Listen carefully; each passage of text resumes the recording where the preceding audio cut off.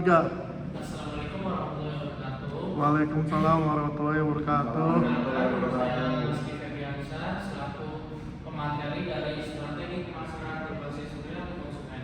Oh ya, sebelumnya sebelum memasuki acara presentasi ini, saya berterima kasih kepada teman-teman saya yang sudah mengikuti mata kuliah hari ini, dan Ibu Eti yang tidak berkenan masuk selaku mengambil mata kuliah pemasaran lanjutan.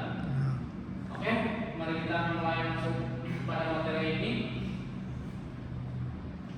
Itu pengertian strategi pemasaran berbasis perilaku konsumen. Strategi pemasaran berbasis perilaku konsumen merupakan pendekatan yang memberikan pada pemahaman terhadap perilaku konsumen dalam pembelian. Perilaku tersebut mencakup beberapa konsumen mengenai kebutuhan, mencari informasi, mengevaluasi alternatif, melakukan pembelian, hingga memberikan respon setelah menggunakan produk atau jasa. Dengan memahami perilaku ini, perusahaan dapat merancang strategi pemasaran yang lebih tepat sasaran dan relevan dengan kebutuhan konsumen. Nah, di sini ada proses pembelian. Nah, di sini ada proses pembelian. Perilaku konsumen itu juga sangat penting bagi proses pembelian, karena kan sebelum pelanggan membeli sesuatu itu harus ada namanya proses pembelian. Terus seterusnya itu ada mencari informasi. Contohnya kita kayak beli sesuatu harus cari informasi dulu, entah itu barangnya bagus atau jelek atau sedang, itu bisa kita cari dulu dengan pengertian strategi pemasaran berbasis perilaku konsumen. Nah, seterusnya itu ada memberikan respon setelah menggunakan produk atau jasa. Nah, kita sering membeli barang-barang di toko online ya. Misalnya kayak contoh e-commerce yang kita sering pakai itu ada Shopee, Lazada, contohnya seperti itu. Nah, kita setelah membeli itu pastinya kita merasakan hal yang puas atau kecewa, itu kita bisa compare langsung ke arah e-commerce-nya. Oke, selanjutnya tujuan strategi pemasaran berbasis perilaku konsumen. Nah, di sini ada tujuan utama dari strategi ini adalah meningkatkan efektivitas pemasaran melalui penyesuaian produk, harga, dan promosi dengan karakteristik konsumen. Selain itu, strategi ini bertujuan untuk meningkatkan kepuasan konsumen, membangun loyalitas jangka panjang, serta memperkuat posisi perusahaan dalam menghadapi persaingan pasar. Dengan memahami perilaku konsumen, perusahaan dapat minimalkan risiko kegagalan pemasaran. Nah, di sini kan ada penyesuaian produk ya, harga dan promosi. Misal, kita target pasarnya itu Gen Z ya, kita jualan boba gitu, tapi kita di lingkungan gen-gen milenial ya. Nah, itu pasti otomatis gen-gen milenial itu tidak suka terhadap produk boba, dikarenakan kita target pasarnya itu Gen Z, karena sesuai dengan penyesuaian produk dan lingkungan. Nah, itu selanjutnya itu ada harga. Ya, tahu sendiri ya, di Indonesia itu harga itu sangat menentukan sekali dalam membangun sebuah usaha. Contohnya gacor itu kan harganya murah, terus rasanya enak, dan itu tetap ramai. Orang Indonesia itu pengennya udah murah dan enak. Kalau kita harganya mahal, otomatis jarang ada yang beli. Sedangkan promosi dan karakteristik konsumen. Contoh karakteristik konsumennya itu kayak selain umurnya itu lucu, mungkin suka lucu-lucu tentang jokes tentang apa gitu. Mungkin kita juga bisa promosi dengan melalui konten-konten yang lucu dengan meningkatkan jokes kita juga buat promosi. Nah, selanjutnya identifikasi kebutuhan dan keinginan konsumen. Identifikasi kebutuhan dan keinginan konsumen merupakan langkah awal dalam strategi pemasaran berbasis perilaku konsumen. Perusahaan perlu memahami masalah atau kebutuhan yang dihadapi konsumen serta motivasi yang mendorong mereka untuk melakukan pembelian. Proses ini umumnya dilakukan melalui riset pasar, survei, dan analisis tren konsumen.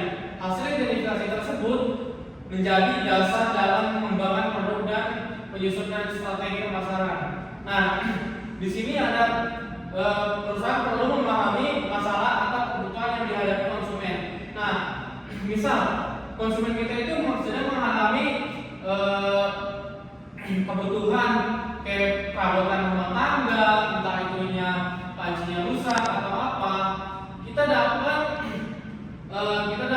menganalisisnya juga dengan kita menjual produk-produk yang sesuai konsumen butuhkan.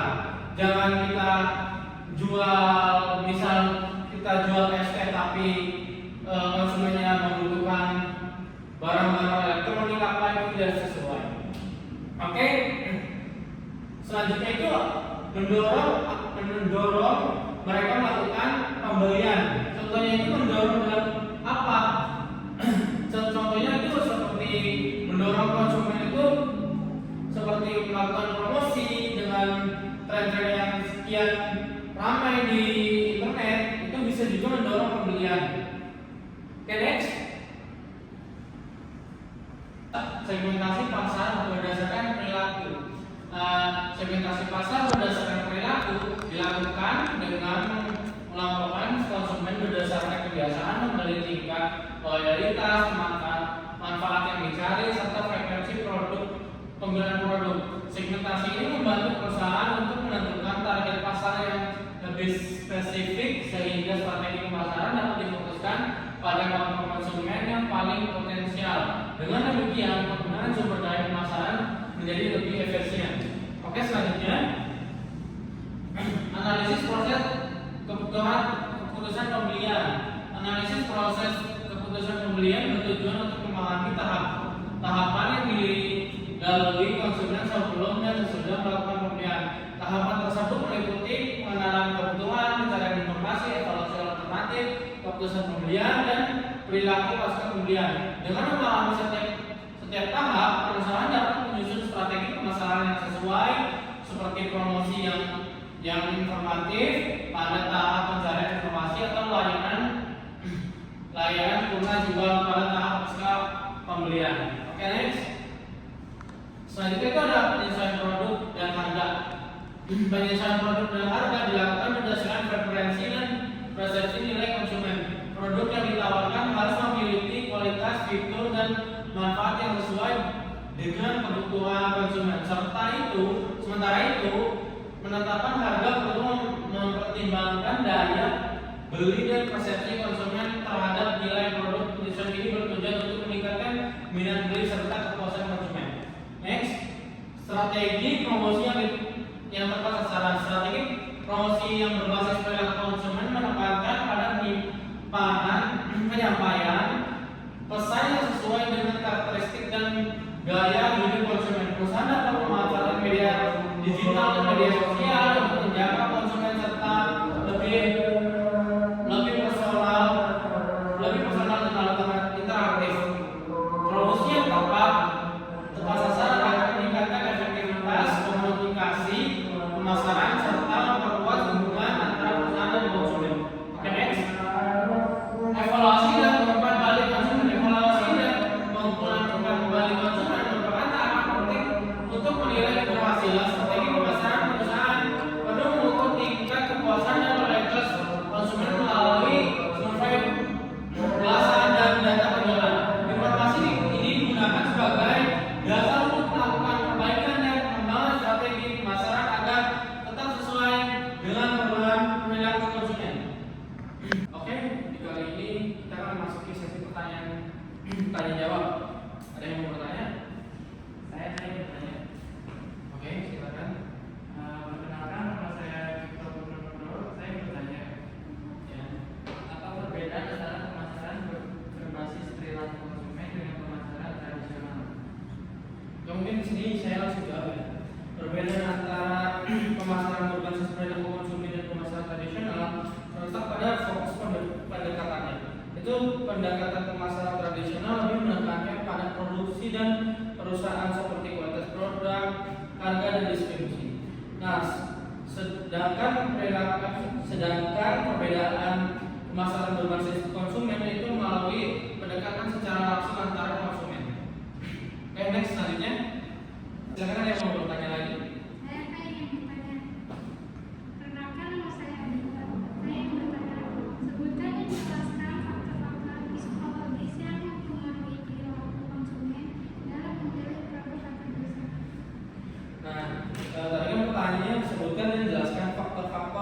psikologis yang mempengaruhi perilaku konsumen dalam memilih produk atau jasa.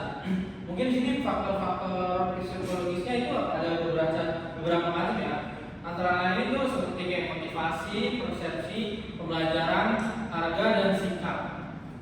Mungkin itu saja. Saya. 3. Terus selanjutnya ada yang mau bertanya lagi? Saya Pak, perkenalkan nama saya Rahman Ibrahim.